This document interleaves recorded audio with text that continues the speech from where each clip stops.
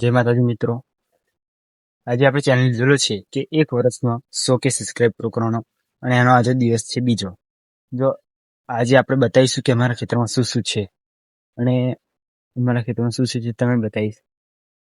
આ છે અમારી ભેંસો, આ છે ખેતર, બાજરી છે અત્યારે ઉનાળાની સિઝનમાં, અને અત્યારે ઉનાળામાં ગામડામાં પણ બહુ તાપ 42-43 ડિગ્રી તાપ પડે છે. હું તમને બતાવું કે અમારા ખેતરમાં કયા કયા વૃક્ષો છે.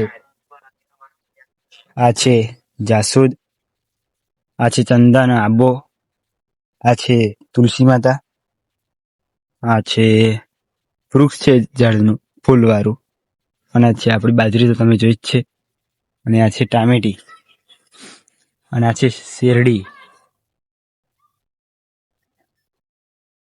અને આ છે જામફળી. ગાઈસ, અમારા ખેતરમાં આવું બધું છે. તમારા ખેતરમાં હોય તો તમે કોમેન્ટ કરી દીધું જલ્દીથી.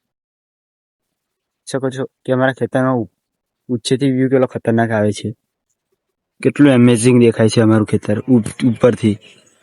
આ છે અમારું નાનકડું ઘર.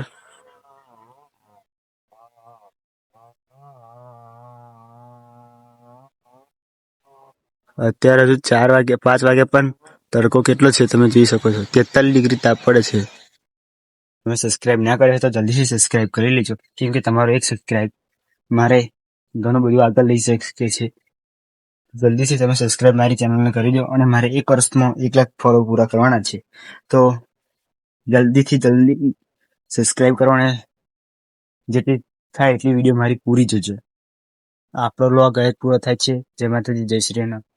જો તમે પણ સબસ્ક્રાઇબ ના કરી હોય મારી ચેનલ તો જલ્દીથી સબસ્ક્રાઇબ કરી લો, કેમ કે તમારો એક સબસ્ક્રાઇબ મારે ખૂબ જ ઇમ્પોર્ટન્ટ છે.